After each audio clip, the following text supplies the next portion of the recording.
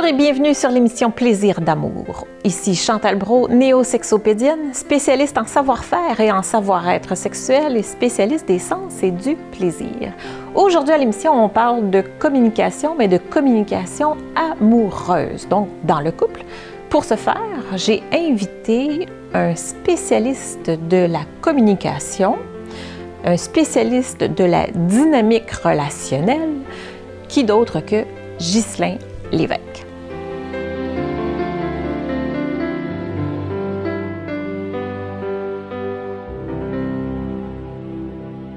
Bien, bonjour Ghislain. Bonjour Chantal. On te reçoit une autre fois sur l'émission parce qu'on a beaucoup aimé ça la dernière fois. Puis surtout que là, on t'avait choisi pour un sujet qui fait partie de ta spécialité, mais ta grande spécialité, c'est la communication. Exact. Ouais.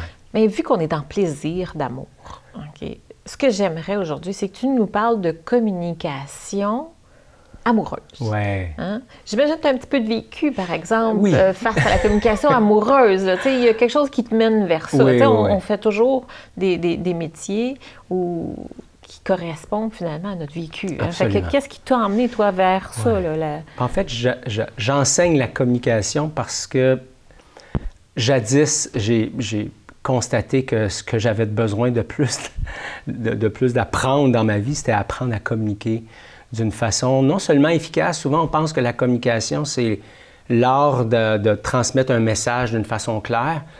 Pour moi, la communication, c'est l'art de transmettre un message d'une façon responsable. Et j'arrivais pas à le faire dans mes relations amoureuses, dans mes relations amicales, dans mes relations professionnelles, autant quand j'étais un patron, autant quand j'étais un amoureux. J'arrivais pas à m'exprimer sans créer de dommages. Alors, j'étais parti avec l'impression que, gars, ça y appartient, fait que j'y lançais mon message, puis si ça faisait pas, ben coudonc, avait juste à l'avaler, puis prendre un peu de temps, une tasse de gin avec ça s'il fallait, puis... Mais à un moment donné, je me suis rendu compte que j'étais créateur de cette tension qui habitait la relation amoureuse et que par respect pour elle, par respect pour moi, par respect pour ce que j'avais envie de créer, il fallait que je devienne plus habile à nommer, en tout cas. C'est insatisfaisant.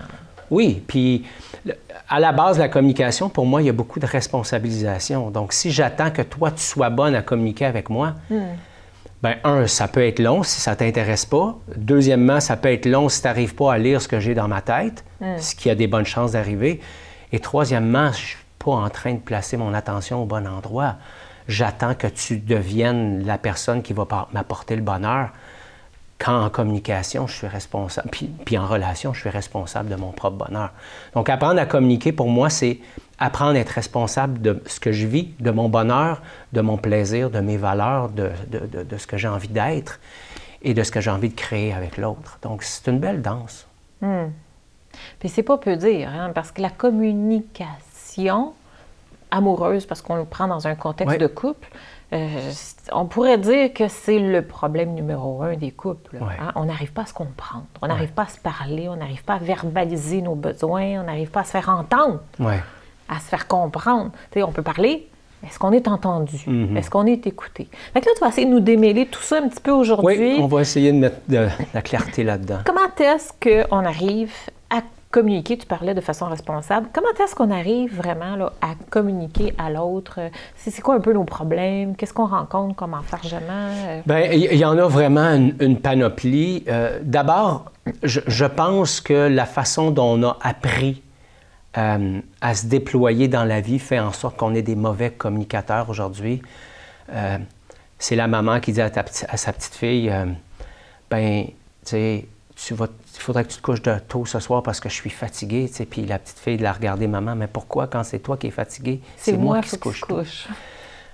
C'est un exemple, j'aurais pu mettre un papa dans l'exemple. Ici, c'est pas l'objectif n'est pas de rendre à la femme ou à l'homme une problématique de communication. Mais on a appris à se soumettre ou à se soumettre à une impression de plaisir ou de déplaisir chez l'autre. Alors, je voyais maman... Oui, c'est ça. Je voyais maman... Là, finalement, là. Oui, c'est ça. Alors, j'ai appris à être responsable dans la communication, mais à être responsable du bonheur de l'autre. et non pas responsable de mes affaires. Ce qui fait qu'à un moment donné, je me suis mis, moi, comme jeune garçon, mais c'est fréquent chez les gens que j'accompagne, à anticiper le mal-être chez l'autre, le malaise chez l'autre, les peurs, les besoins, etc. Donc, je tourne ma lunette, je regarde chez l'autre pour essayer d'éviter qu'il y ait quelque chose qui émerge là, mais pendant ce temps-là, je ne suis pas du tout conscient de ce qui est vivant chez moi. Donc, le premier piège pour bien communiquer, le premier piège à éviter, c'est d'avoir une conversation sérieuse dans un moment où je suis disposé à l'avoir. Et il faut aussi, Chantal, que tu le sois. Je ne peux pas juste, moi, être disposé, puis toi, pas être disposé. J'ai besoin de parler, fait que là, il faut que tu sois disponible. Exactement. Ça ne veut pas dire que c'est le bon moment. C'est ça. Et je ramène toujours les gens à c'est quoi l'intention ultime? Si ton intention ultime, c'est d'avoir raison... on n'est pas en communication. On n'est pas en communication, on est en pouvoir de force. Force de pouvoir. Et je disais, il y a quelques mois, à un couple que j'accompagnais, je leur disais, vous avez deux options, être en relation ou avoir raison, mais vous ne pouvez pas avoir les deux. Dans un même moment, je ne peux pas et avoir raison et vouloir être en relation. Je dois choisir. C'est comme un Y, c'est comme une patte, c'est comme une croisée de chemin et je ne peux pas être sur le même chemin en poursuivant les deux. Évidemment, je peux être en relation avec toi, Chantal, et m'amener à toi dans ma vérité et en bout de ligne, ensemble, on détermine que c'est la vérité commune. Mais l'objectif ultime, ce n'était pas d'avoir raison. Donc, premier piège à éviter, c'est d'être disposé. Deuxième piège à éviter, c'est, écoute, je vais mettre sur la table, entre toi et moi, ce qui est ma vérité. Et non pas ce qui est la vérité. Ah, ça, c'est intéressant. C'est une belle nuance à Exactement. apporter. C'est de dire, moi, ce que je vis présentement, c'est ça. Ça ne veut pas dire que c'est ce que tu voulais faire. Ça ne veut pas dire que tu es responsable de ça. C'est ça, je vis. Exact. Être capable d'exprimer ça de cette façon-là. Ouais. C'est un peu ça, la responsabilité aussi. Oui. Puis en même temps, ça amène beaucoup de légèreté dans tout ça. Ce que j'observe... d'accusation. Oui. Parce que tu as vécu des discussions un peu plus intenses dans ta relation amoureuse, j'en suis convaincu. Et à un certain moment donné, il t'est arrivé de dire, mais mon Dieu, pourquoi il se sent autant attaqué? Tu sais, je suis tellement pas là. Mais c'est pas important d'où tu pars. Ce qui est important, oui, c'est important d'où tu pars, mais c'est surtout important dans quel état d'esprit l'autre te reçoit ou te reçoit pas. Alors, quand j'ai choisi le bon moment, quand j'ai choisi le bon rythme et quand je dépose sur la table quelque chose au lieu de le lancer au visage de l'autre, je commence à créer des conditions gagnantes. Souvent, ce que je propose aux gens que j'accompagne, c'est au lieu de vous asseoir face à face, et si on s'assoyait tous les deux du même côté de la table et qu'on faisait juste déposer sur la table une problématique ou une situation et qu'on la regardait assis côte à côte. Pour co-créer ensemble. Exactement, parce que dans mon expérience, j'ai découvert que quand je m'assois face à face, ça fait émerger une foule de choses. Souvent, les amoureux ou les gens en couple qui s'accrochent dans une relation, ils le font dans une pièce bien précise, dans un contexte bien précis et très souvent dans des sujets que moi j'appelle des sujets cul-de-sac, où finalement, c'est des monologues imbriqués. T'sais. Moi, je dis ce que tu as à dire, toi, tu dis ce que tu as à dire, à peu près toujours au même moment, et on finit toujours à peu près à la même place, c'est-à-dire dans un cul-de-sac où tous les deux, on est frustrés, tous les deux, on n'a pas arrivé... On est arrivé à nommer des choses, mais on n'est pas arrivé à être entendu, à être écouté. Mais c'est que là, un peu, toutes les deux étaient dans vouloir avoir raison. L'intention, tu disais de départ. C'est ça. Fait que le piège. On tombe souvent, finalement, dans ces pièges-là où on n'a pas vraiment conscience. Non. Comment est-ce qu'on peut arriver à prendre conscience de tout ça? Puis comment est-ce qu'on peut sortir de là?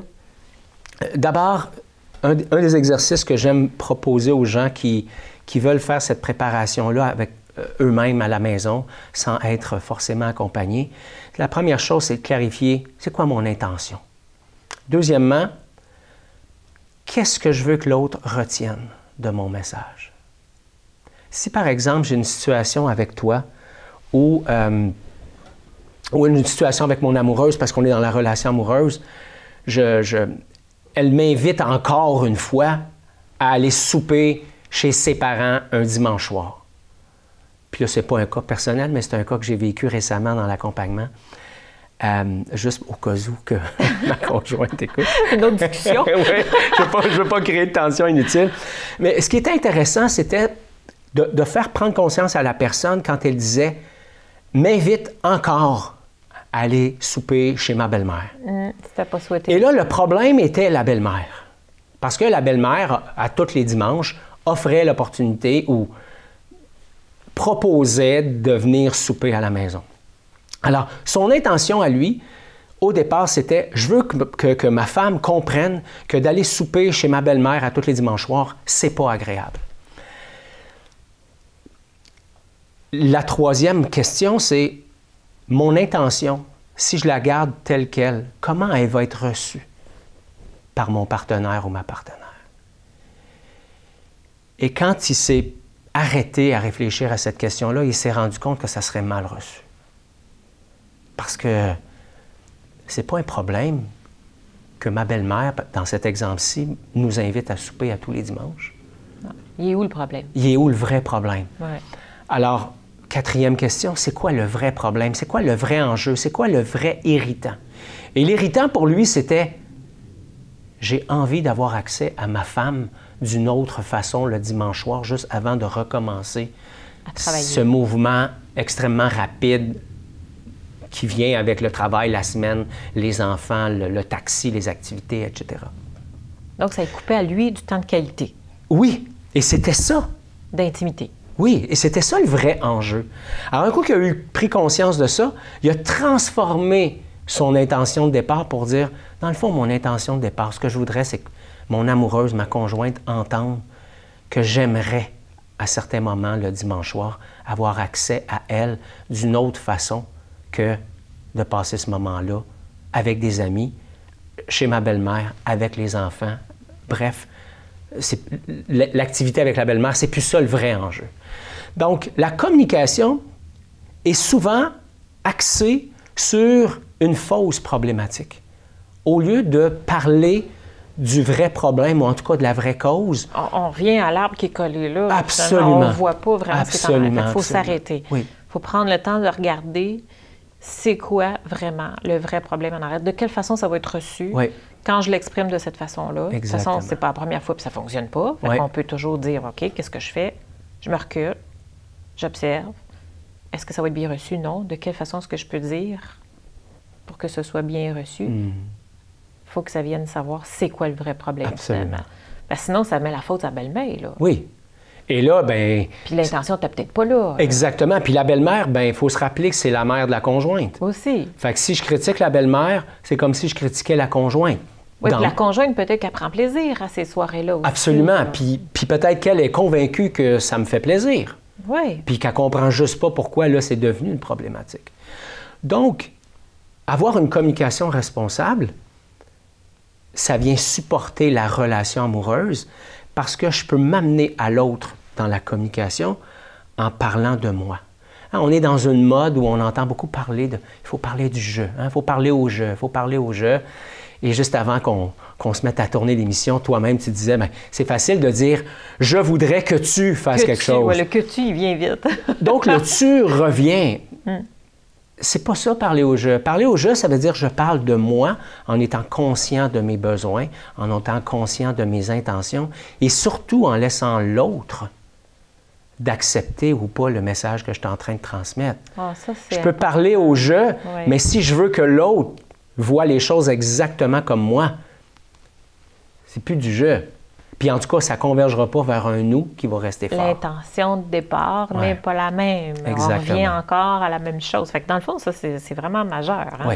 Fait que l'intention de départ dans ma discussion, c'est quoi? Absolument. Est-ce que je vais avoir raison? Oui.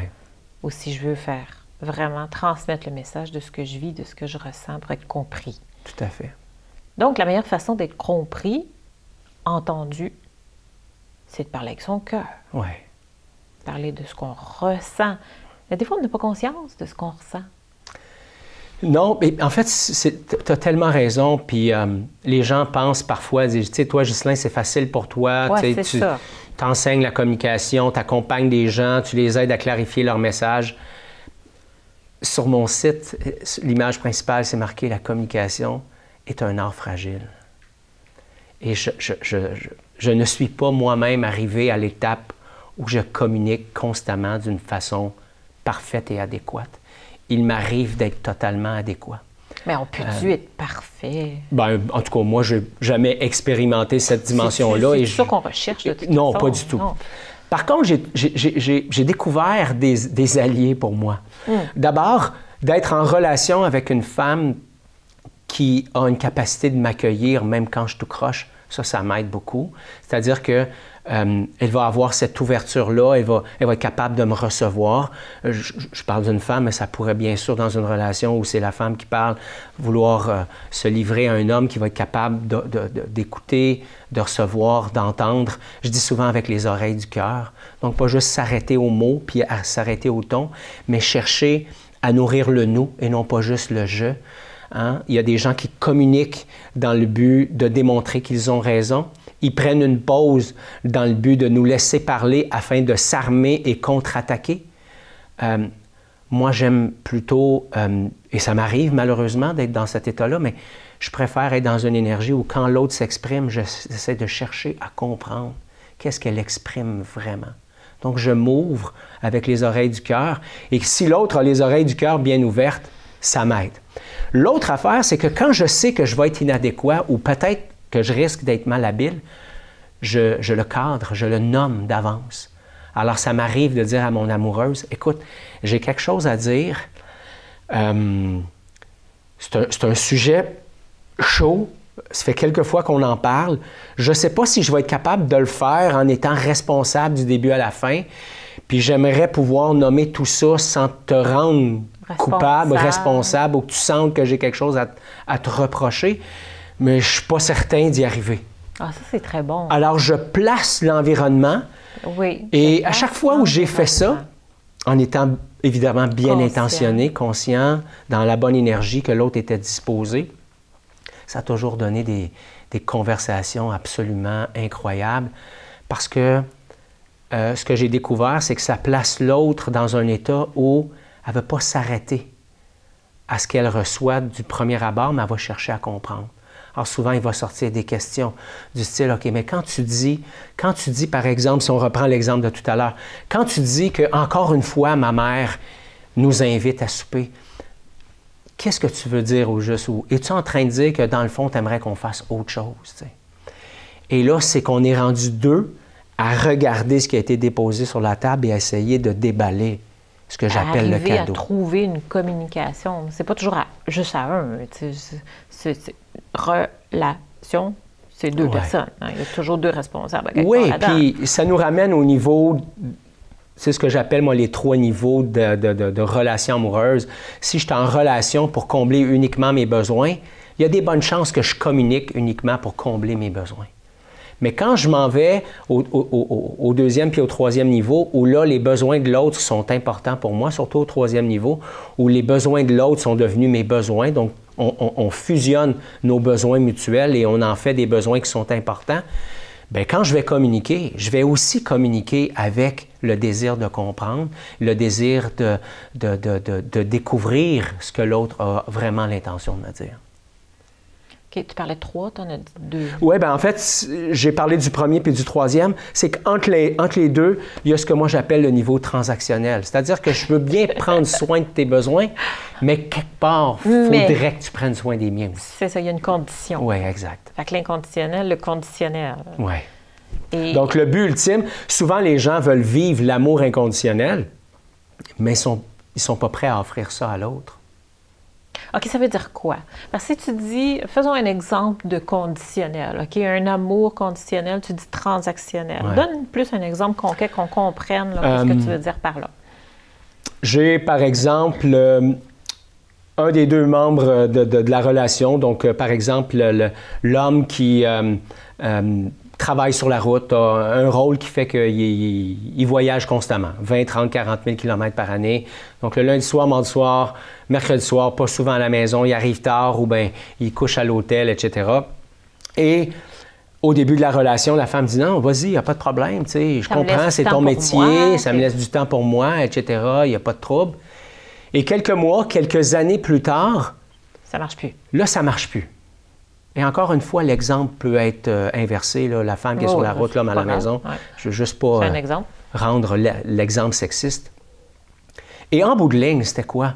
C'est qu'au départ, il y a des bonnes chances que la personne qui a accepté le déplacement de l'autre l'a fait au départ en se disant « Écoute, tu sais, je ne suis pas pour y dire non, parce que dans le fond, ça va créer de la tension dans la relation, puis c'est pas ça que je veux, puis je veux que l'autre m'aime, puis je veux que ça soit adéquat. » Fait que ce qui, en apparence, était de la grande liberté pour l'autre, était en réalité une façon cachée de ne pas adresser une éventuelle tension. Et éviter un conflit. Je voulais éviter le conflit. Donc, j'ai pris le rôle de la bonne fille ou du bon gars. J'ai laissé l'autre aller. On pense que c'est la meilleure chose à faire aussi, tu sais, puis qu'on dit, ben non, je pense que je suis capable de vivre avec ça. Puis qu'à long terme, on se rend compte que c'est trop lourd, que ça ne fonctionne pas, là. Mais quand j'adresse tout ça à long terme, il ne faut quand même pas que j'oublie qu'au départ, ça devait être présent. J'ai accepté. J'ai pas écouté. Oui. J'ai pas écouté ce que ça me faisait. À moins que je me suis fait tordre un bras, parce que ça arrive dans certaines situations. Ouais, pas être capable de dire non. Mais il y a des bonnes chances que c'est moi qui n'ai pas été capable de me positionner et de dire ce qui était là pour moi. Il y a plein de choses en jeu, finalement. Oui, donc je t'ai donné de la liberté, là. Je t'en ai donné de la liberté. Bien, moi, j'ai envie maintenant, le jeudi soir puis le vendredi soir, d'en avoir de la liberté. Ouais, mais je t'ai donné de la liberté, maintenant j'en veux. Puis là, c'est un exemple. Là, on est dans la condition. Donc, on est dans la condition. Donc, au départ, on a l'impression d'être dans un amour inconditionnel. Puis, dans un deuxième temps, on réalise que, dans le fond, je t'en ai donné, là, mais ça serait le fun en tabarouette que tu commences à m'en donner maintenant. Et à quel moment on voit qu'on est dans l'amour conditionnel ou inconditionnel? C'est dans les moments de tension. Parce que quand tout va bien, là, quand la mer est calme, n'importe quel capitaine est capable de naviguer le bateau. C'est quand la mer est agitée que là, on réalise qu'on a un bon capitaine ou on n'a pas un bon capitaine, puis on a un bon équipage, puis pas un bon équipage. Donc, c'est la même chose en relation. Donc, c'est dans les moments de tension que je commence à dire à l'autre ou à reprocher à l'autre des choses. Et c'est là que je réalise que je suis dans une relation conditionnelle parce que je ne l'ai jamais nommé, mais j'ai écrit sur l'ardoise. À chaque fois que tu es parti le lundi, mardi, mercredi, j'ai mis une petite note sur l'ardoise et là, il y a une addition, là, puis il faudrait que tu me payes. Ouais. On y en veut, à quelque part aussi. Il se crée une certaine... Oui. Me semble, là. Oui. Puis, je dis souvent, ce qui est pervers dans ce genre de mise en scène-là, qui est très fréquente dans les relations, c'est que j'ai mis l'autre en dette à son insu. Je lui ai fait miroiter l'idée que tout était correct, quand en réalité, j'étais en train d'écrire sur l'ardoise. Et un jour, je lui lance l'ardoise en plein visage et je me dis que c'est complètement innocent et irrespectueux qu'il n'ait pas compris avant que j'ai besoin d'en parler. Fait qu'on y en veut qu'il ne le voit pas, mais finalement, on y en veut qu'il ne voit pas que l'on ne s'est pas respecté. Exactement. On est parti pour un grand tour. Écoute, ouais, hein, c'est pas nécessairement simple. Non, c'est pas simple. Puis inconditionnel en résumé, parce qu'il ne nous reste pas beaucoup de temps. C'est difficile. Il n'y a pas beaucoup de relations inconditionnelles. En tout cas, dans mon expérience, j'en ai pas vu beaucoup. Et personnellement, j'arrive pas à être dans l'inconditionnel à tous les moments de ma vie. Parce que j'ai mes blessures, j'ai mon ego, etc. Mais inconditionnel, pour moi, ça veut dire que j'ai suffisamment d'ouverture et de recul et de maturité émotionnelle et relationnelle pour être capable de ne pas donner à l'autre les choses qui émergent de chez moi. Et j'ai assez d'ouverture pour le laisser libre de vivre ces choses. Autant ses blessures que autant tous ses bons moments, ses moments d'amoureux, ses moments avec ses amis, etc. Donc, OK. Moi, ce que je dirais, là, si je t'écoute bien, là, si j'ai bien compris, c'est plus je m'accueille, moi, là, plus j'accepte qui je suis, plus je respecte mes limites, plus je suis en cohérence avec moi-même, je vais avoir cette ouverture-là envers l'autre. Donc, je deviens plus inconditionnelle à ce moment-là, parce que j'ai plus de conditions envers moi. Tout à fait. J'adore ta façon de résumer ça. Plus je suis connecté à moi et amoureux de moi de façon inconditionnelle, plus je peux offrir ça à l'autre. On remarque que ça revient toujours, cette notion-là. Hein? Qu'importe le sujet, toujours par rapport à soi, on va être capable de l'accorder à l'autre si on se l'accorde à soi. Hein? Oui. Communication, c'est beaucoup ça aussi. Il y a beaucoup d'effets miroirs dans la relation. Alors, dans la relation amoureuse, c'est encore plus présent. Oui, encore moins de plus filtres. présent. Écoute, ça va vite, le temps roule vite. J'espère que vous avez bien saisi, vous avez toujours la possibilité de nous poser des questions. Hein? On fera suivre d'ailleurs s'il y a des gens qui ont des questions. Vous pouvez m'écrire, on mettra l'adresse en dessous. Il est toujours possible de nous donner des suggestions d'émissions aussi également. Fait que, écoute, Ghislain, merci. Merci à toi, Chantal. C'est vrai que c'était un spécialiste de la communication. C'était très intéressant. Merci. Fait que, on se revoit, nous, dans une prochaine émission. À bientôt. Comment je peux savoir si mon conjoint ou ma conjointe m'a trompé? Puis est-ce qu'il y a des signes avant-coureurs que je pourrais voir qui me permettraient d'intervenir, de faire en sorte que finalement l'adultère ne se produise pas? Parce que statistiquement, inévitablement, il y avait eu une statistique, la première que j'avais vue était un peu faramineuse, c'était le rapport Popcorn qui avait été fait dans les années 80, où Fate Popcorn avait déterminé que 75% des Américains avaient trompé leur conjointe et 52% des Américaines avaient trompé leur conjoint. Wow. Et cette statistique-là était faite au début des années 80, puis elle avait dit, c'est sûr que les chiffres vont aller en augmentant parce que les femmes vont de plus en plus sur le marché du travail. Donc, la possibilité, c'est énorme. La possibilité qu'il y ait de l'adultère, évidemment, elle est grande. Maintenant, il faut comprendre que statistiquement, il y a un processus qui se suit. En ce sens qu'un couple qui va bien, qui a des relations sexuelles sur une base fréquente, qui fonctionne bien, qui a une belle complicité, une belle communication, a très peu de chances de se retrouver dans une situation où il y a de l'adultère. Mais un couple qui est dans une phase un peu plus tranquille, où il y a moins de communication, où il y a moins de toucher, où il y a moins de relations, où il y a moins de proximité, et qu'il va arriver une deuxième phase où un des deux conjoints va rencontrer quelqu'un qui va le valoriser, qui va le faire sentir bien. On est en manque, on est en besoin d'attention, d'affection, de toucher, de reconnaissance. Et là, s'il arrive la troisième phase, c'est-à-dire le contexte, le prétexte, la situation, là, il y a une possibilité à ce moment-là que la personne saute la clôture.